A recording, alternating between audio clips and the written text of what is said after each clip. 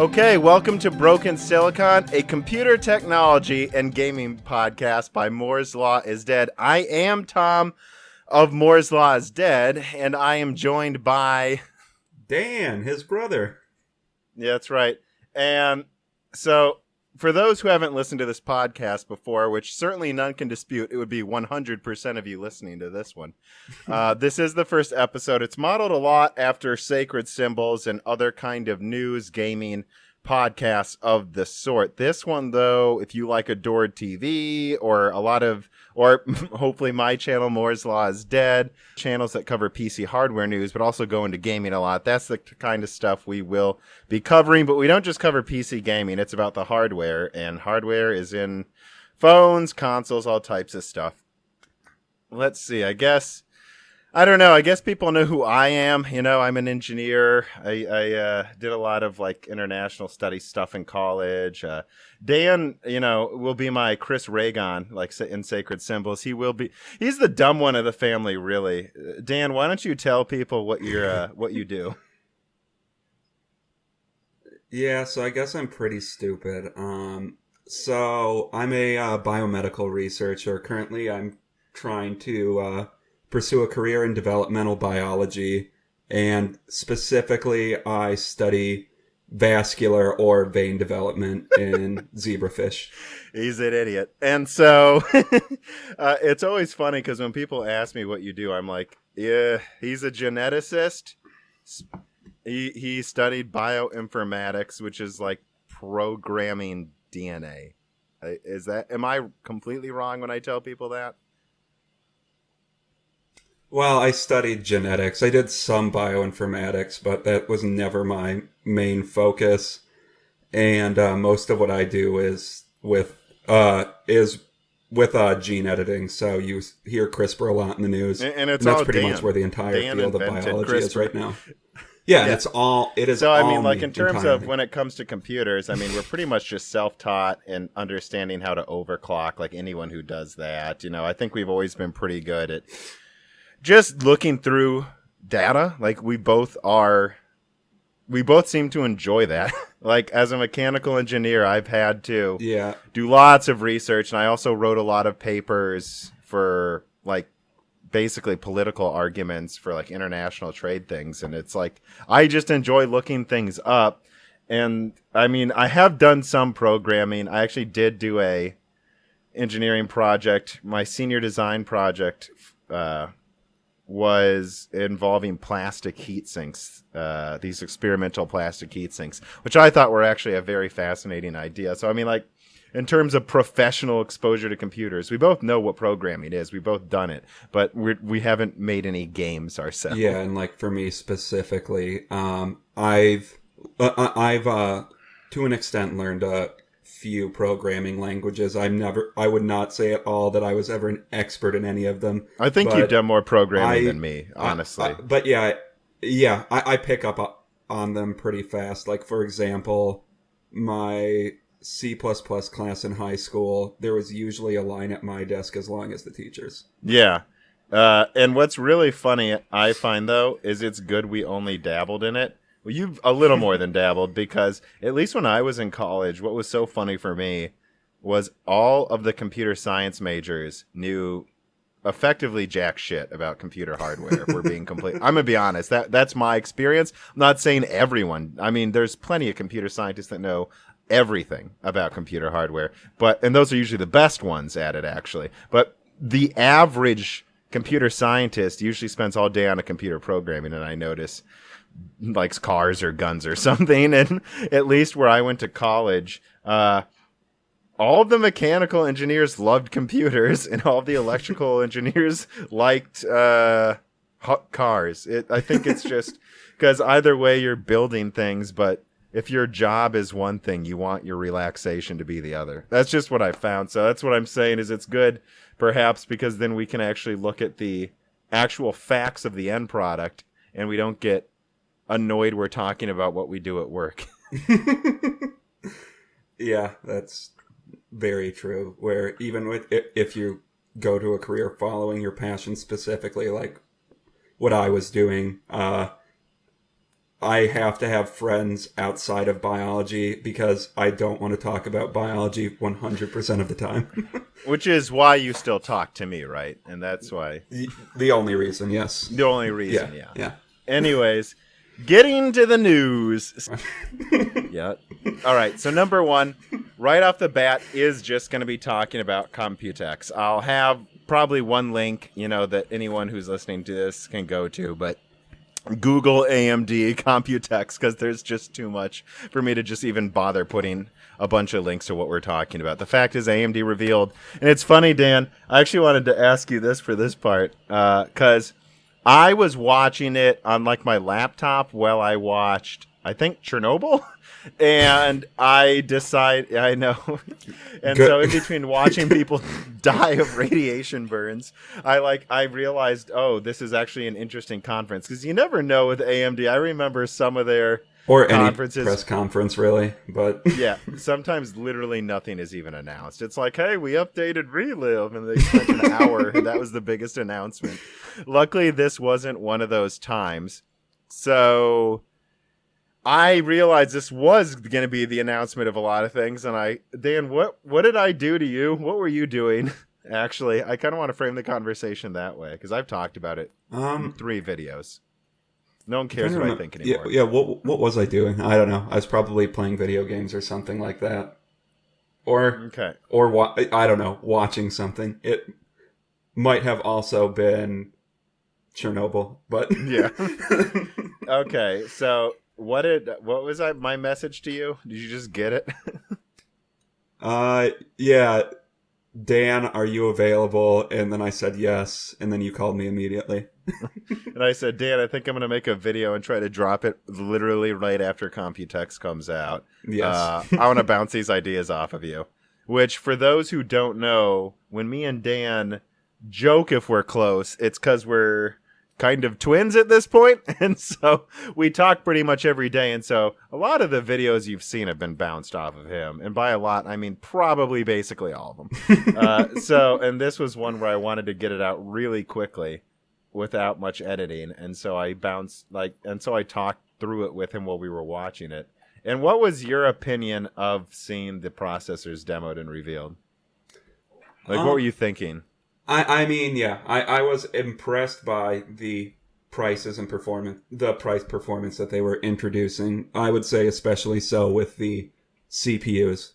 The GPUs, they didn't get into as many specifics as they did with in any. Yeah, they're like, it's no specifics. One of our cards is this strong. And did you know that since then I've seen people benchmark their cards against the benchmark they showed, and no one can get the numbers they did for either card? No. So we have no idea what that was. We don't know what settings they were using. We don't know. It could have we literally have no clue what that is. And that's why when I did my video for Computex, I talked about Ryzen for about 12 minutes, and then I spent 30 seconds saying, yeah, AMD said nothing about Navi. Nothing has changed in that regard. Yeah, and I've heard that I've heard some rumors that it's probably going to be fully unveiled at E3. I haven't looked into that at all. So and that would make sense. So it's, hopefully next week we see more on what their GPU lineup is actually going to be. Before we move on, I actually do want to bring up something you just said, and that's I was impressed by the price performance, because I think the novice tech sites are also excited. But I don't typically talk to the novices at this point. It's basically people who only read tech news constantly. And a lot of them were let down by the price performance. And that's why I released a couple videos basically talking about, guys, let's actually break down what AMD is doing. The 3800X is trading blows with a 9900K, and the 3800X is going to be $400. That's $100 cheaper, and that's best case scenario. Usually the 9900K is over $500, although it's creeping lower now. And it also comes on a platform that is cheaper. You don't need X570 motherboards for the 8-core. a 100-watt CPU. It'll run on your existing one fine. You can get an $80 motherboard and the equivalent of a 9900K, and it uses less energy, so you don't need anything but the box cooler. We're talking about AMD almost bringing price performance cut in half, and people are mad it wasn't cut down by a third. And it's like, do you guys want AMD to go out of business? Like, I don't get it. Yeah, I don't know. It seems like people constantly build up their expectations to be let down by them. Like, it seems, especially with AMD releases, I guess. Yeah, it seems that people always expect price performance to increase astronomically every year. And just if we've been looking at the space for, I don't know. I mean, I've been keeping up in the space for 7 years now, probably. So, yeah. And this has literally never been true for me. So I guess maybe maybe I was established in a somewhat unique era of tech. Of tech, because every time I see some huge big new thing come out, my first thought that I always have to suppress is, wait, is this even allowed? Like, I remember actually thinking that when I saw HBM2 was not HBM2, HBM was being released. Like, I thought it just had to be GDR5. Because that's it. That's GDR5 is like years. 15 years old. Yeah. Like it was there before we were there. It's still being used. The thing that I also want to hit, the last thing I want to say about that, and people complaining about the price, is I feel like at least a lot of the tech tubers I follow for the past 3 years have said, hey, if you guys don't support AMD, prices are never coming back down. And then they said it for 3 years straight. Correct. And it's like, I'm not trying to be smug or a jerk about it. It's just, it seems like those same people that said, oh, if you guys don't watch out, I'm going to be right. Yeah, you were right. Yeah, and that's what concerns me about this. And it's like these same people said this was going to happen for 3 years, and then it has, and now they can't believe it's happened. Yeah, that's what concerns me about this space so much. It seems like people are almost just pricing themselves out of the market, where they're willing to just incrementally spend more money. And hell, buy a cut down card with 11 gigabytes of RAM for $1,300. Those people. Yeah, they would never do that. Who would buy a cut down card for over $1,000? I don't know. Every Titan. Yeah, I don't know. It's just at this point that's almost the standard. Is cut down is always being sold as high end, and we've just slowly accepted that by voting with our money. And typically that's used, well, you vote with your money in capitalism by not buying something, but we voted, yes. We voted, we'll take whatever we want. Whatever you can give us, yes, master. And it's funny, I remember seeing the 2080 Ti review and arguing with people that I thought it was a pretty good card, because it was actually like, in 4K, it was 40% stronger than the 1080 Ti, which I didn't think it would achieve. I thought it'd be 25. And I was like, oh, well, there you go. 4K, yeah, that's good. And I remember all these people saying, just complaining to me, going, I remember there was one of the first comments I put, and this is like, months before I ever made this channel. And I just said, I think NVIDIA's biggest mistake with the RTX series was calling the 2080 Ti not a Titan. They should have just called it the Titan, and people wouldn't have complained. Because they did in the previous few years. And that's what I find so funny is I remember that. I mean, we'll save this for another podcast, but I think one thing we should touch on in the future is just our disillusion with reality when we saw the Titan selling out, the Kepler Titan in 2000, I think it was 13. How disillusioned we were with people when we were like, they can't keep it in stock. A $1,000 card that's 30% stronger than my $500 card. And they're saying it, but it's literally because they called it a Titan. Yeah, and I remember seeing the first Titan. I remember seeing the first Titans coming out, and I remember this was when I was a Tom's Hardware frequent poster. People talking about how insane it is, how much stronger it's getting. When if you actually did the math, this is a standard performance increase, guys. There's nothing crazy about this. Maybe a good standard. I forgot which performance YouTuber increase, said but this. It was either probably Good Old Gamer or Adored. They literally like showed a Tom's Hardware review. What can we say? And they said it like it was a good thing, right? The Titan is the strongest graphics card. Sure, there's the 7970 gigahertz, which also comes in 6 gigabytes, but at best, an overclocked 7970 gigahertz will be the same performance. They said at best as if it's okay. Oh, that was Good Old Gamer, I'm pretty sure. And I'm just like, yeah, that's the point. It's less than half as much money. And yeah, on a quick sidetrack, another thing we've lost all this time is the 7000 series. And those cards were such great overclockers. And I really feel like we haven't seen something like that since, where honestly Maxwell was good, yeah, but outside of Maxwell, Vega 64 and 56 are the best overclockers. Well, yeah, I mean, I guess in terms of increasing performance, maybe not clock speeds, but you take a Vega 56, you flash it to a 64, you lower the voltage. Yeah, that's what Dan has, by the way. And I thought you had a Titan Volta. And I actually have 6 Titan Voltas, but just so I'm going to say it, just so you guys know where Dan's coming from. Dan thought the pricing on the 1080 was so stupid that in our Facebook chat group, his name is still 1080. It's still your name is still 1080 for the win.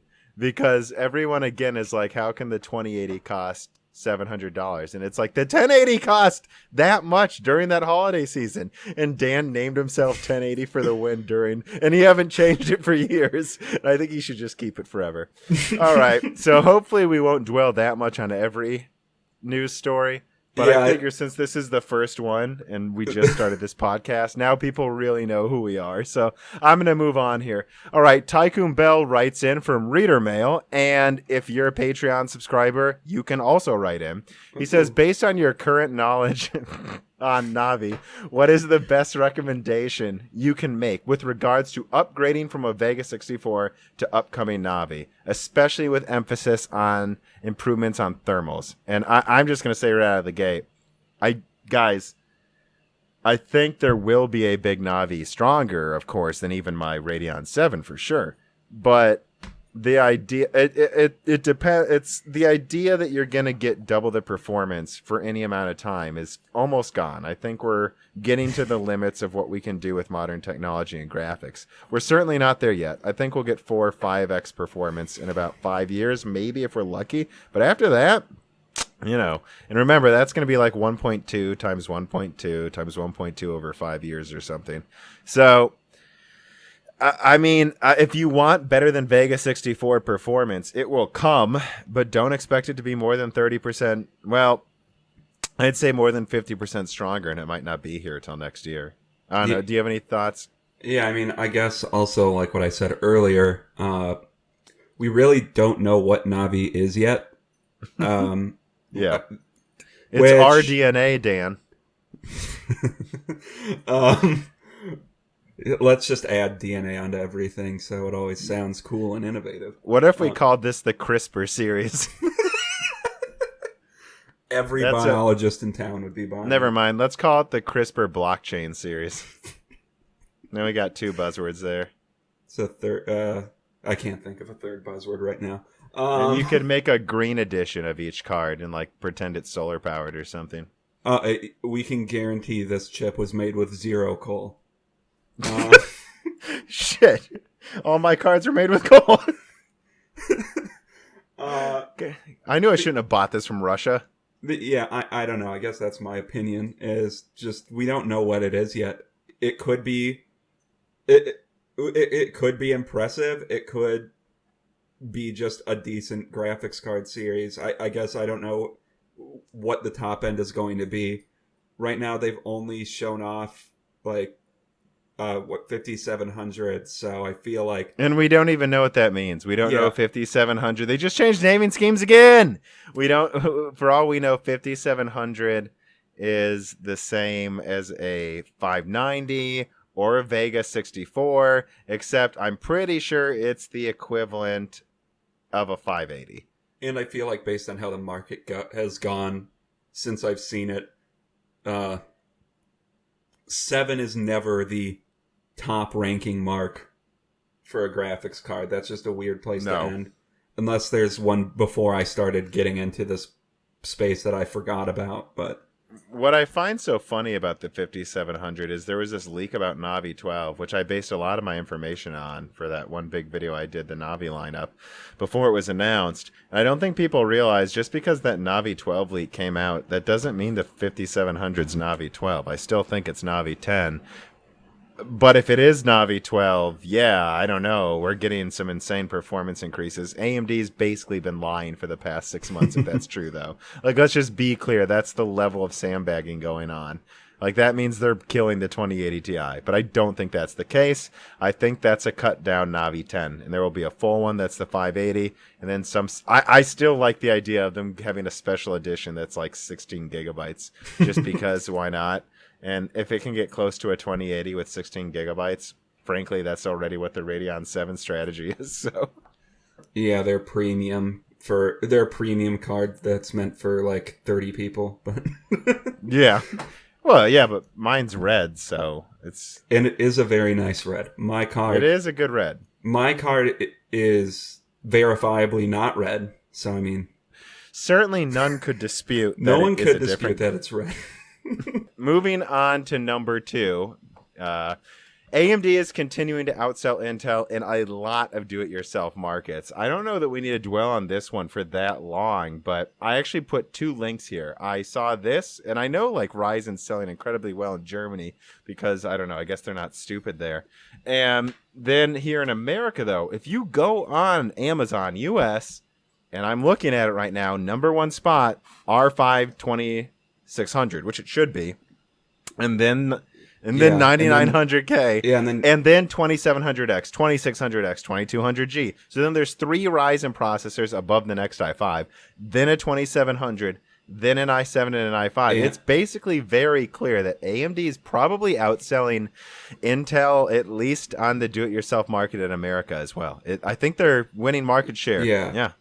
Like most enthusiasts. And if you look down the list, that's just how it goes for pretty much the entire time until you get down to about number 30 in the market.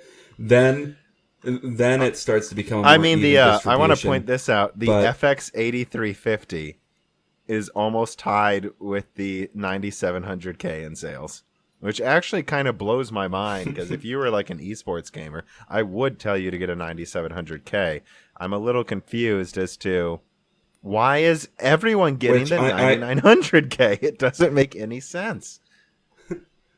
And to be fair, I don't know how much these don't represent the drop off in sales for each list, for each number, but so we don't know if it's if it's a steep drop off at any given point or what.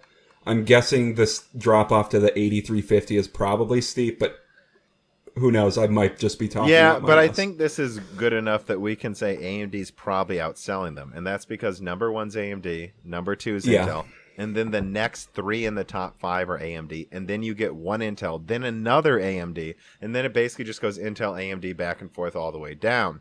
And so, yeah, I mean, AMD's for people who build their own computers, it is, I think, very clear more than a small majority are buying AMD at this point, and this is before Zen 2's even out. And I do think it's because of mindshare. It's not their prices are good.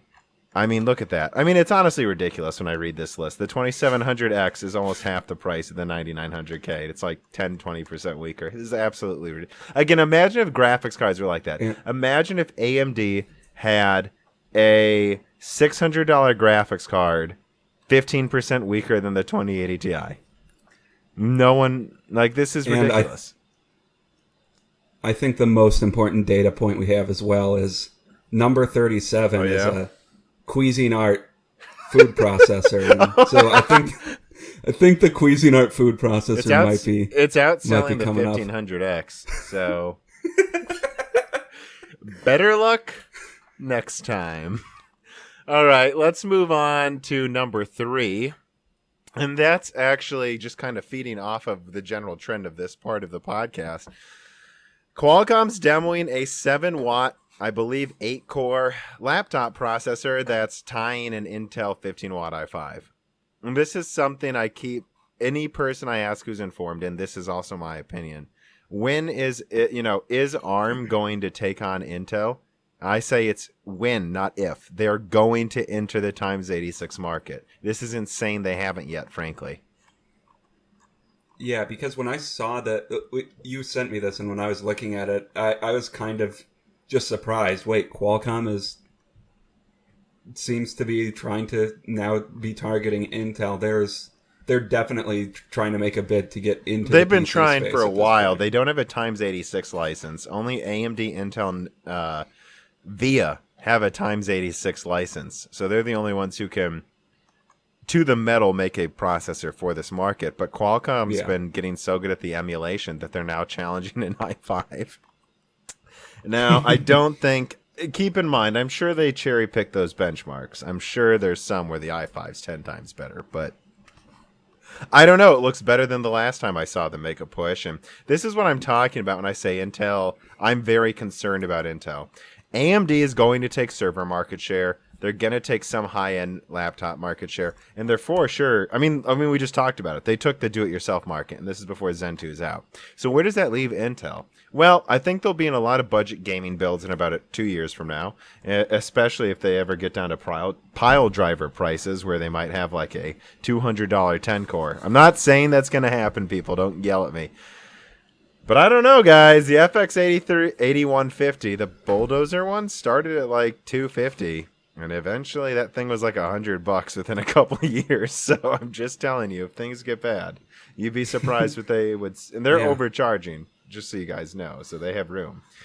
I don't think they'll do it unless they have to. But yeah, that's the real worry I have about Intel is what if AMD takes the entire high end, which they're for sure taking server market share. It doesn't matter what you do with 3D stacking. You need raw performance, and 64 cores, it's over. So, but then there's the low end that ARM might be taking, which Intel is traditionally very good at. And that's, I don't know. I'd be very worried if I was Intel. That's all I'm saying about this article here.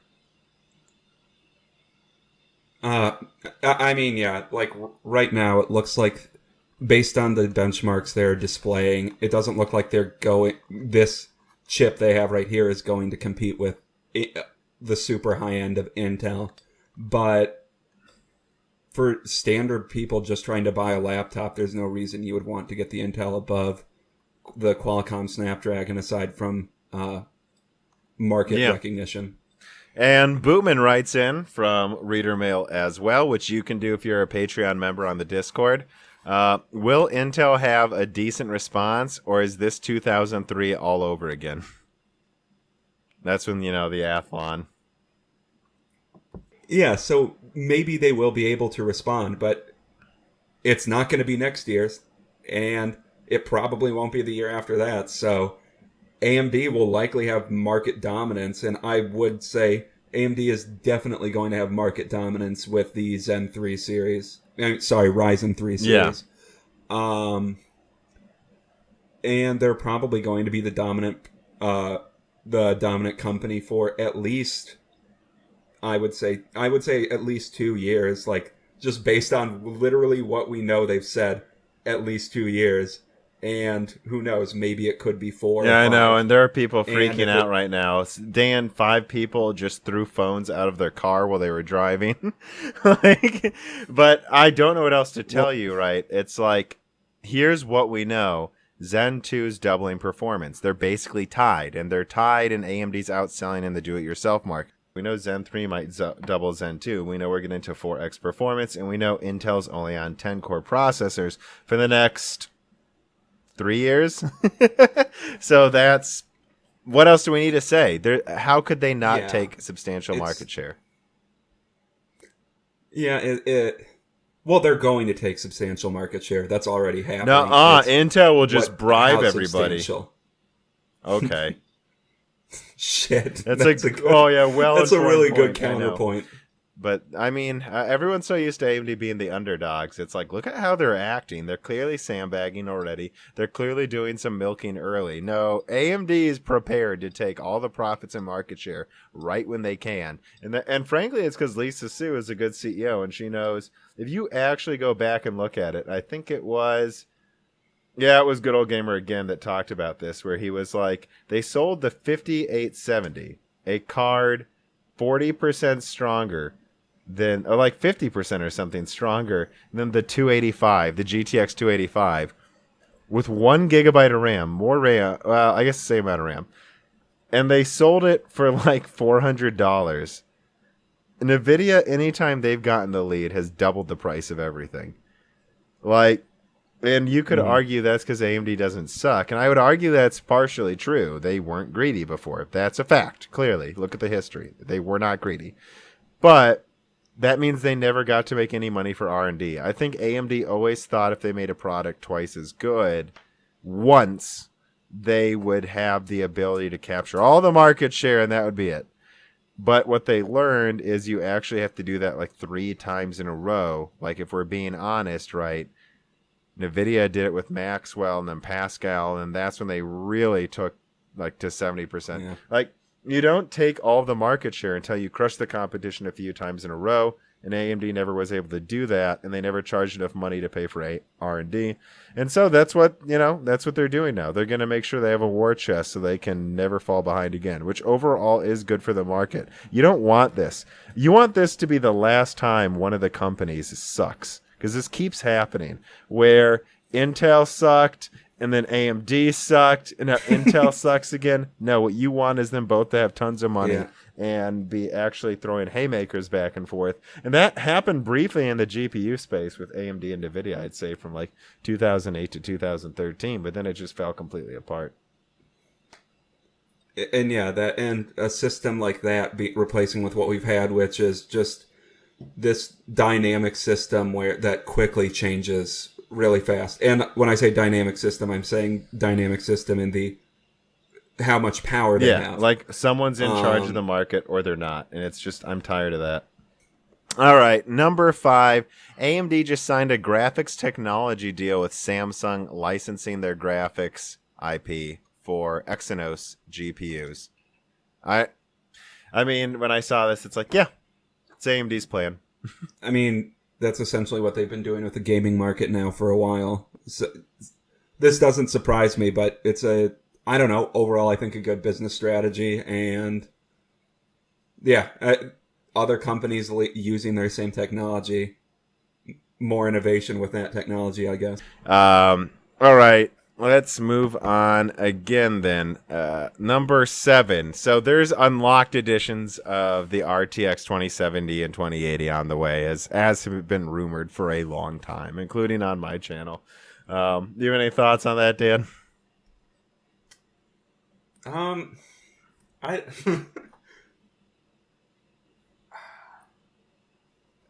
I really don't have too many thoughts on this. Just trying to milk what technology they already have more, I guess. That's what that seems like to me. I mean, I don't know if you remember during the Fermi days when AMD kept releasing new products, and then NVIDIA, they had like a 560 SE, a 560, a 560 Ti, a 560 Ti, 448, and then a 570. And that was pretty funny how like they literally had performance differences every like 15%, if that. It may have been every 10%. Yeah, and I think the important thing to remember is you should have so many options that buyers don't even know what they're looking at anymore.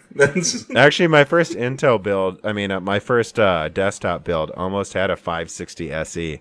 I was literally like, what? Like, I knew nothing. And I was like, hey, what's this? And they were like, I didn't know this existed. And it was a PC building advisor. Yeah, I don't know. What I'll be a little curious about is just what they do with the old cards. That's always what I wonder. Because here's the thing, guys. The 2070 is like I don't know, 13 to 15% stronger. That's not a lot of room, so I think their best bet is just to drop the 2070's price to where you would put a 2060 Ti. And there's also only like 20% between the 2070 and 2080 at most. I don't Yeah. like so I've always made the argument I think they might phase out the old versions of the cards. Honestly, when you said the I wonder what they're going to do, my first thought was phase out the old designs. I don't know if that's what they'll do, because I don't know the motivations behind making these two new SKUs.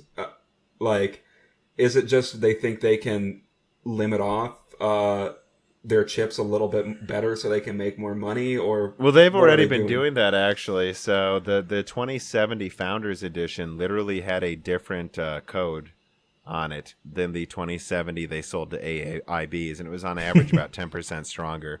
Which, of course, there's your NVIDIA marketing brilliance right there.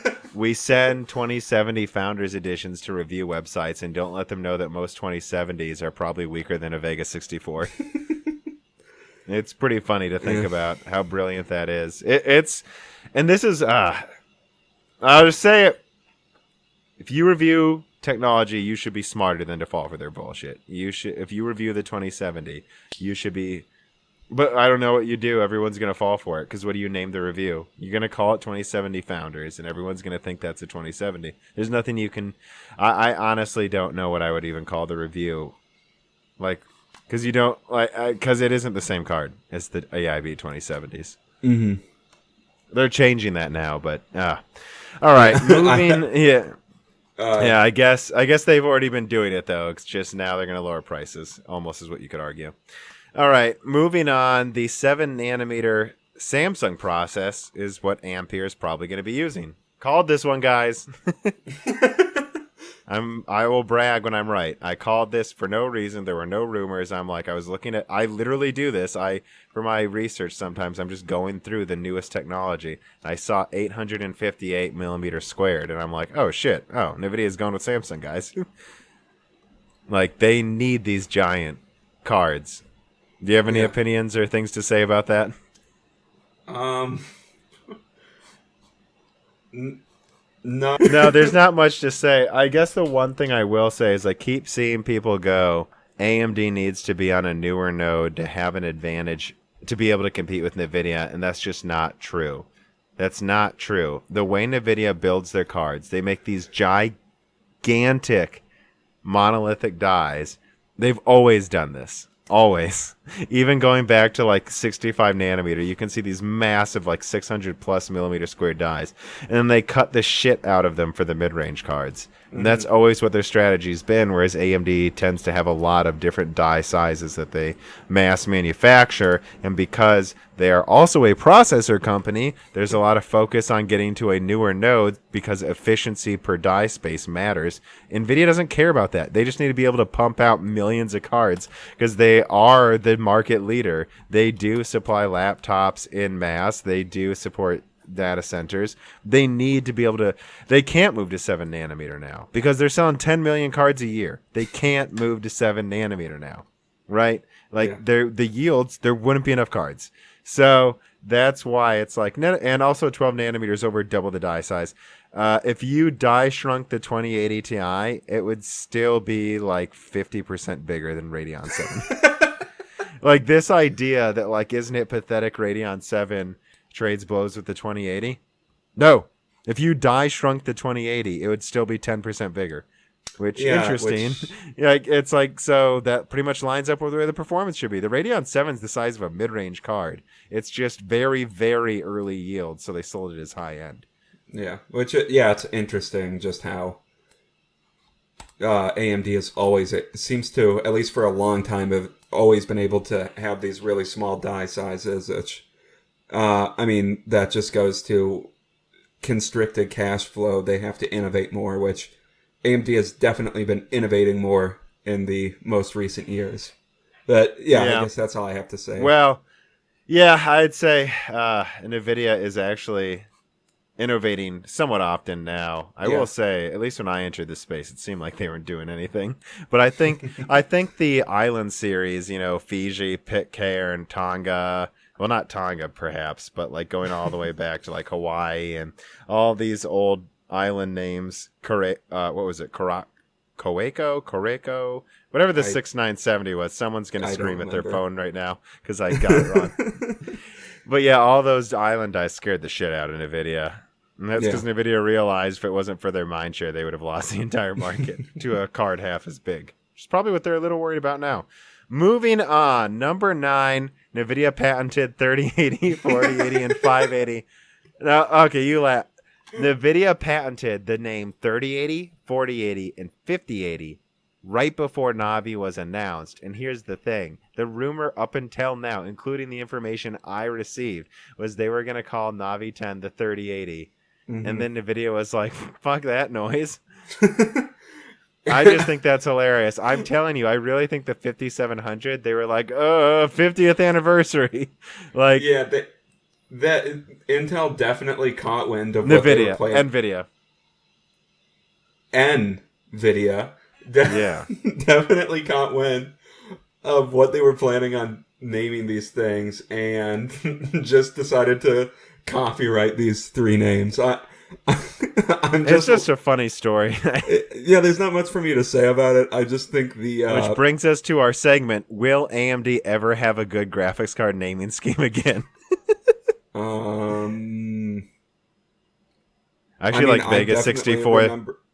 I definitely remember not being confused by the naming scheme at one point. So that was a bygone era where AMD wasn't switching naming schemes every goddamn 6 months. Well, and if we're looking at AMD innovation, their biggest innovation is how fast they create new naming schemes. Well, and how many PowerPoints they create to tell you no information. Anyone who calls us AMD fanboys, I don't know. I can shit on them just as much as NVIDIA. Yeah, I don't know. I just think it's a funny throwing shade right there. Just, we know what you're doing. We're just killing the naming scheme. In 2015, if people remember, before Polaris and Vega came out, there was like a year of Polaris PowerPoints. And I remember one person on WCCF Tech in the comments saying, I think this is really innovative how AMD is slowly transitioning from a graphics card company into a PowerPoint presentation company. And I just remember that. I mean, Vega, how many PowerPoints did we see of Vega before it came out? Oh my God. All right, we're off subject. Number 10. Xbox is publishing publishing games on Steam and Xbox at the same time. Game Pass games will be coming to Steam, not just the Microsoft Store, right away. Which, yeah, I think this is very indicative of a strategy that I think we've seen over the course of this current generation. Microsoft made their first console back in, when? Actually, 2000, right? No, I think... I want to say it was 2001 or 2002. It came out about a year and a half after the PS2. You don't need to look it up. Okay. Yeah. Put your computer down. So we know. And they didn't capture much of the market. Then they made the 360 and almost became... Well, they technically got third place, but they took a huge amount. They took a huge amount of the... And I think they thought they would do that same gain again. Like they thought, we're on an upward trajectory, so... And yeah, you could see the hubris when the Xbox One was initially announced. Like, if you're not excited, you aren't excited for NFL? I mean, if you remember when people were complaining about the DRM on the Xbox One, their statement was, we can't just flip a switch, get an Xbox 360. And that hubris led to them completely losing all of that market share they had gained. And now we don't even know how many they've sold. Yeah, I would guess they're 30 to 40. But I don't know. The fact that they still won't tell you, I don't know. Yeah. Yeah, so who knows? Anywhere from 30 million, like 25 million to 50 million seems to be... It's within there for sure. Yeah. But it's just Microsoft has realized that this strategy isn't long-term the best idea. that's the only reason to be a fanboy to any of these companies is you like the I games agree. they make more. I just want to play the game, so I've always been confused by this. It's like Sony announced they're bringing like the Quantum Dream games and a couple other series to PC, and I'm like, cool. Yeah, more people can play them. Detroit. Hey, and by the way, Heavy Rain, one of the best games I've played in my life. So now it's on PC. Now you can play it in 8K. Sounds good to me. Why would I be mad about that? I don't know. I just want to play good games, and Microsoft will make more money and make more games if it's on PC, guys. Yeah, I mean, they make more They'd probably make more money if it was on PlayStation. Yeah, and that seems to be the strategy they're working towards. So hopefully that's. Which, I mean, Steam keeps threatening them with Steam OS like every 2 years. Gabe Newell pretends he's going to make a new operating system. I'm going to say pretends, because what the hell was that fall through? I remember the first time they did it, I was like, oh shit, are we moving now all the Linux people now hate us too. You gotta be careful, man. It's like AMD fanboys. Linux fanboys, they will kill you. I remember if you say no. Okay, I'm not getting into the Linux people. I'm sorry. Number 11. Epic Game Store continues to be a mess. I saw they did a sale and then they had games pulled from their store because they didn't ask the publishers if they could sell the games on sale. I believe, I'm paraphrasing. I think that's what it was. I mean, I don't have too much to say about Epic. They just... it's something... every Borderlands I've gotten, besides... I guess the first one we got on PS3, but me and Dan play co-op with a few friends every Borderlands when it comes out. And the past two have been on PC. And I've loved it on PC. I love modifying the INI file. I think it looks cleaner when you remove some of the outlined graphics that actually lower performance. I love playing Borderlands on PC, especially because the game isn't that hard to run, even though I think it's very pretty. So all my laptops have always run Borderlands. So if I'm traveling, that's just awesome. Even a netbook I remember playing Borderlands 2 on at 16 frames a second, but it worked on a pinch. And that is fun, but if it's on the Epic Game Store, I gotta be honest, I might just get it on PlayStation, and I don't want to get it on PlayStation. But it has nothing to do with it not being on Steam. If it was on Origin or Uplay, I would just get it. I don't care. My problem is everything I've heard about the Epic Game Store is a nightmare. And to be fair, I think Steam has its issues. It does. So Steam, it seems like they add new features, which is great that they're adding new features, but they don't seem to ever update the UI. So it's just, where should we put this new feature? I don't know. Throw it into one of the 12 tabs we have. Yeah. And then you go into settings, in the upper left hand or file or whatever. And then there's 100 options now in the drop down. I mean, look, we'll shit on Steam too. And I know everyone now hates us. I think, so that's everyone, right? I think we can pack up our bags. Everyone hates us. We shit on Steam. We shit on, we haven't hit Mac yet, but I think we can do it. It's almost too easy. They just... I mean, you're laughing. Go on. They just released a cheese grater for $8,000. So what do you? It is a very nice cheese grater. It is a really nice looking cheese grater, and I mean the size of the cheese wedges you could grate at once. Yeah, it's huge. You could grate an entire wheel of Parmesan. Anyways, so Steam has a lot of features, and they're not organized. But I've never seen Steam not work. Pretty much. That's why Steam... Especially lately. That's why Steam... The past year, it's been real still stable. Dominant. Uplay's launch was incredibly problematic.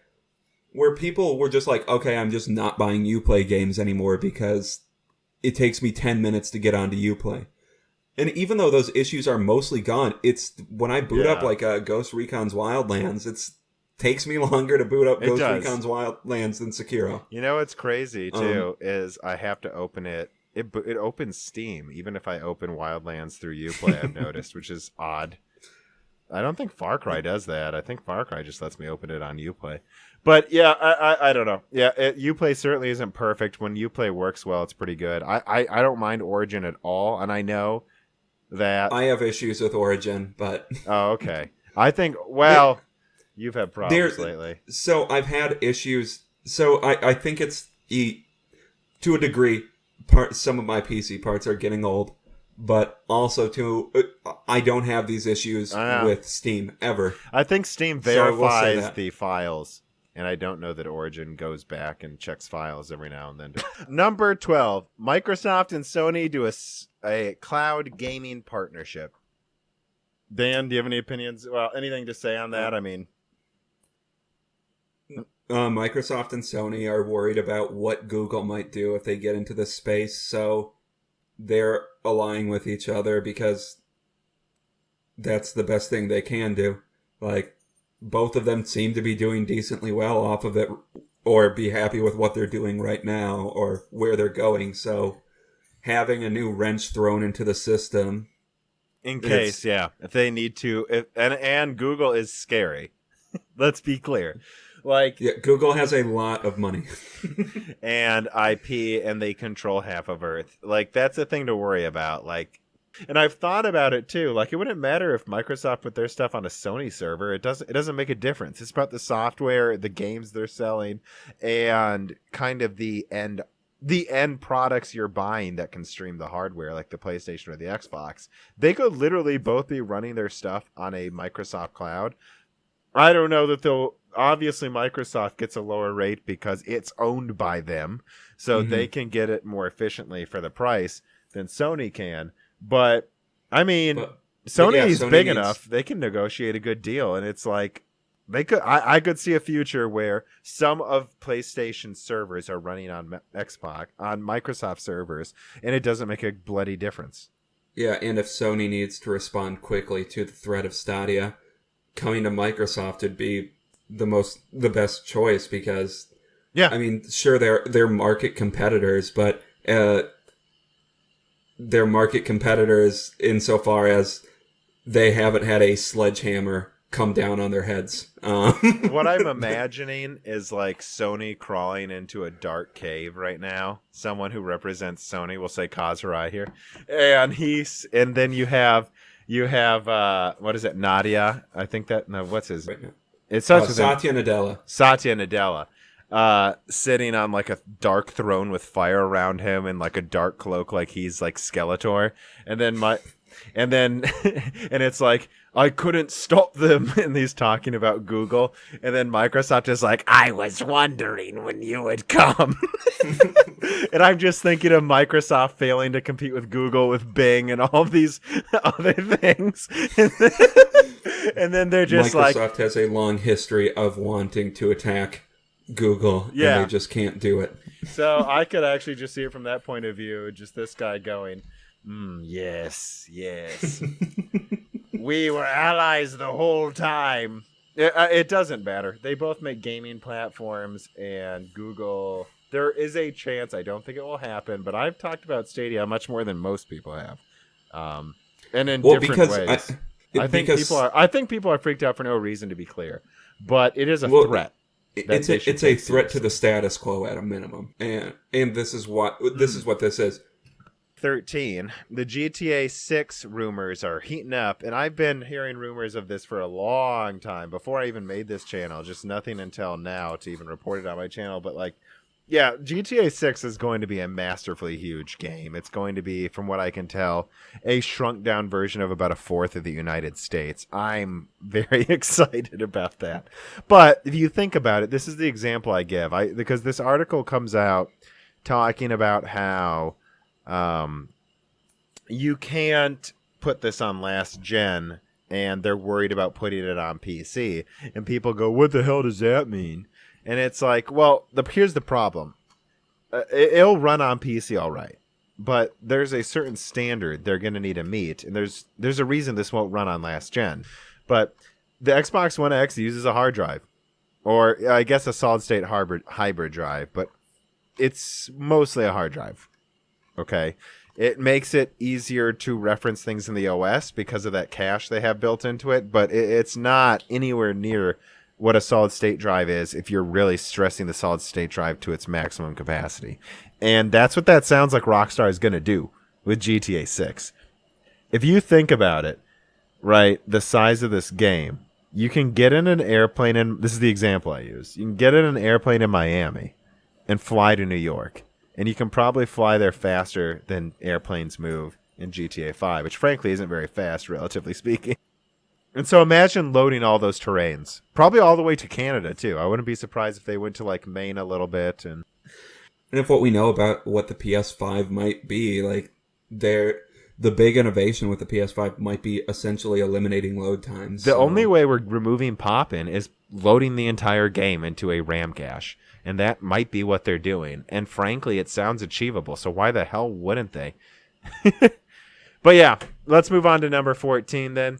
The PS5 was just as of today when we're recording, which is June 5th. This article just came out. A CEO is literally talking about 4K 120 Hertz gaming on the PS5, which is something I will brag, I've talked about on my channel since its inception, that I think the PS5 has a high chance of 4K 120 Hertz gaming. And to be clear, if we're looking at what they actually said, they said 4K visuals at 120 Hertz. So sure. It's a somewhat ambiguous phrasing. So that means the console is capable of spitting out that much data. Yeah. Well, yeah, they also talk about 8K 60 Hertz too, to be fair. 8K is still pretty hard unless you have a powerful graphics card, actually. There's going to probably be an option, or 1800p 120 Hertz. It's going to depend, but especially during the launch window where they have extra resources left over, where they made the game kind of on PS4 and then tuned up the settings for the PS5 for the launch. I think that's definitely a possibility, and I hope that's what they do. And to be clear, I don't think we said this, but we probably should. Like, there were a lot of... there's almost every TV now is 120 Hertz. Like, that's not super low. Like 120 like almost 120 every Hertz TV. isn't some... It's not an enthusiast frame rate. I'm going to be honest. It should be the standard. Like, it looks so much better to me. I remember I play on a 60 hertz monitor, and once I played video games on Tom's 144 hertz monitor, and the difference was night and day to me. Like, oh, you immediately said, "Why is everything so clear?" or something. Yeah, everything was smooth and clear. It's hard to explain. Like. All right, and now we're done with going through the news. I will just go through some final discussions over reader mail here. And it all was kind of converging around the same questions. Tycoon Bell writes in, and he says, Tom, what are your thoughts on buying products from companies that prioritize ethics, even if they create a subpar product? For example, after the 3.5 gigabyte fiasco with the 970, which for those who don't know, the GTX 970 literally was sold as a 4 gigabyte card, and they lost this lawsuit. It was a 3.5 gigabyte card. The way you disable segments of Maxwell, if you disabled these, I forgot the name, the equivalent of a compute unit, right, on there, you have to disable that memory section. And so they were selling a 224-bit card that was 3.5 gigabytes, which, to be clear, I think if on the box it said 224-bit, 3.5 gigabytes, 130 watts power usage, and it games in 1440p well, everyone would have bought that still. But I want to go right to you, Dan, while it's still fresh in your mind. Do you let it guide your... It's really hard for me to say. So, to be fair, pretty much every choice I've made in buying a CPU or GPU, any computer component, it really has been the thing to best suit me, like for the price I'm paying. So, I don't want to try to cast some better than yeah, now and I think that's bullshit. ethics. I think people are very self-righteous and tell themselves that's why they're buying these things. Yeah, we don't need to get into that, but I think most people that's probably true, and to a degree it's true for me.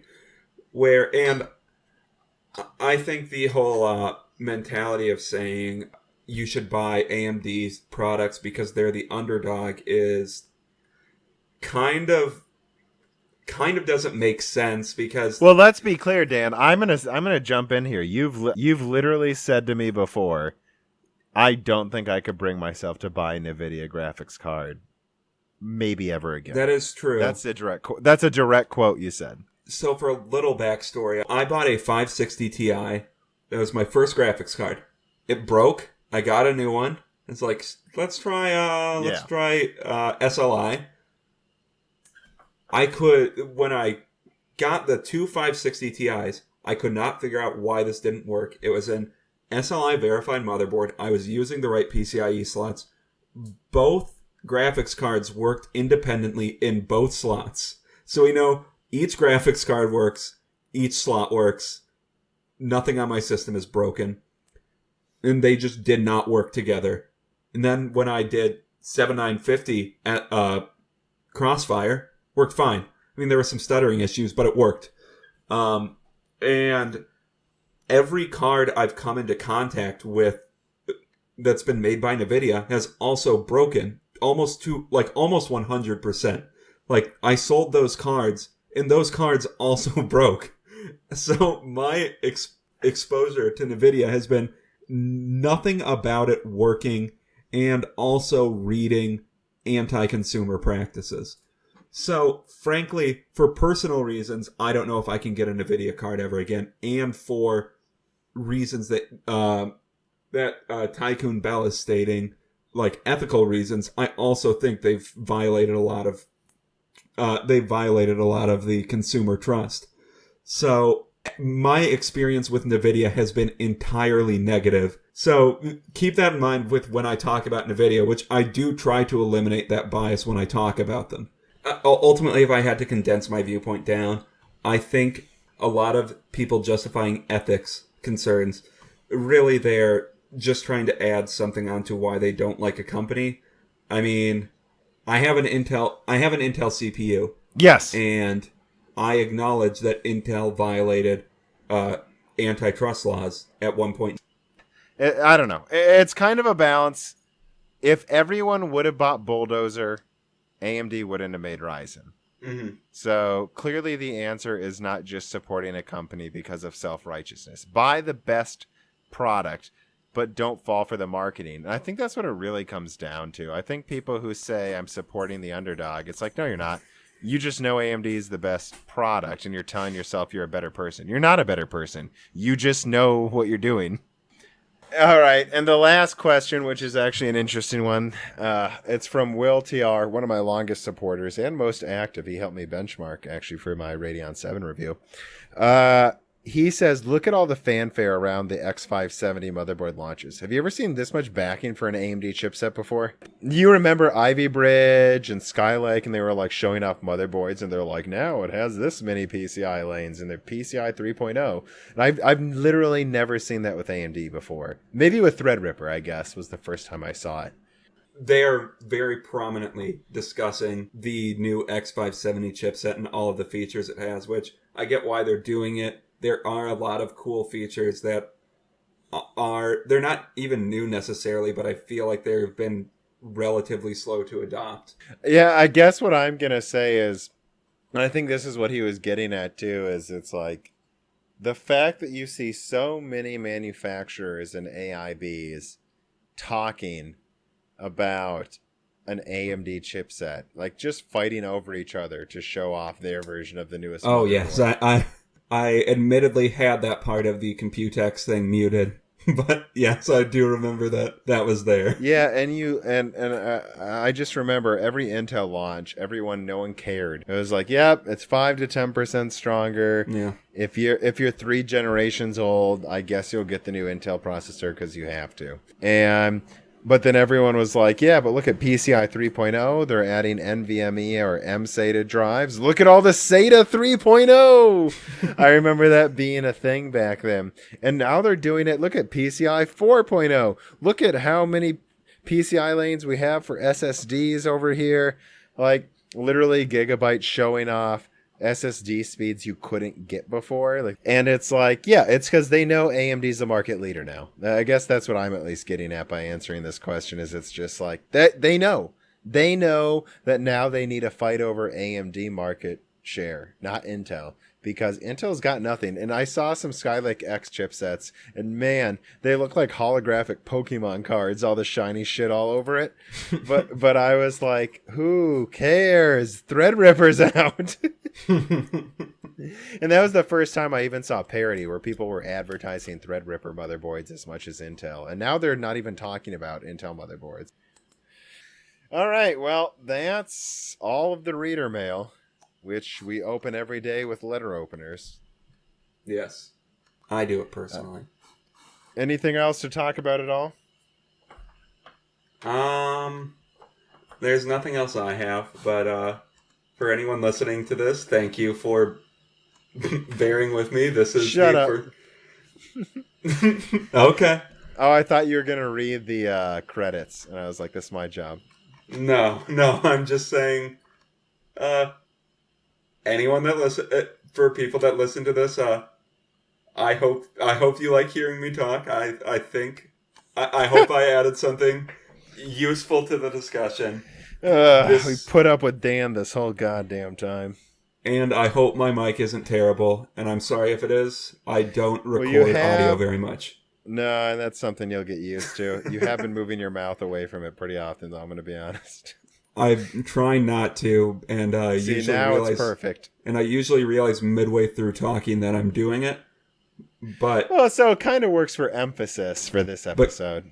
But keep in mind, I'm a lab rat. That's my job. Yeah, he lives in the trash. I'm a little lab mole person. That's right. He's wearing a minor cap right now. I always wear my minor cap. It actually has nothing to do with being a lab rat. He's always had a minor cap. He's gotten since he's 5 years old. It's like his blankie. Our parents were weird. Yeah, that's just something I like doing, honestly. But well, we're from the Midwest, so we're all coal miners, right, Dan? Everyone in the Midwest is a coal miner. Everyone in the Midwest is a coal miner and owns 100 guns. Yeah. That's what my viewers in the Europe seem to think, at least. That's what people... And anyone still listening to this podcast is loving the joke, so they'll be okay with that. And if you're still listening now, I hope that means that you love me, because I am desperate for any type of affirmation.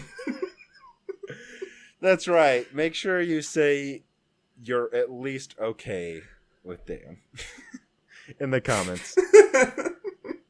Thanks for listening. Hey. All right, everybody. Thank you. Broken Silicon, a PC hardware and gaming podcast, is brought to you by me, Tom, of Moore's Law is Dead, and also co-hosted by my brother, Dan. Please visit Moore's Law is Dead at YouTube to see much more in-depth analysis of AMD, Intel, and NVIDIA products and rumors. Also, if you love this podcast, please subscribe and consider giving me a review on your distributor of choice. It really does help. And if you really like this and my other content, please consider supporting me on Patreon at Moore's Law is Dead. Unlocked or higher supporters get to submit questions and have in-depth discussions with me after videos and podcasts. Plus, there are a lot of intelligent people on the included Discord channel that are having some pretty enlightening hardware discussions right now, and I bet they wish you could join them. In fact, I will now give thanks to my NetBurst or higher supporters immediately, because I could not afford to dedicate the time or resources necessary to providing this content you like without these supporters. And so, without further ado, well, actually let me say this. This is not a stitched-together edit of every name that I have recorded recently. Every week, I say the same thank yous to all of the names on my list, again, because I want to remember all of the people making this possible.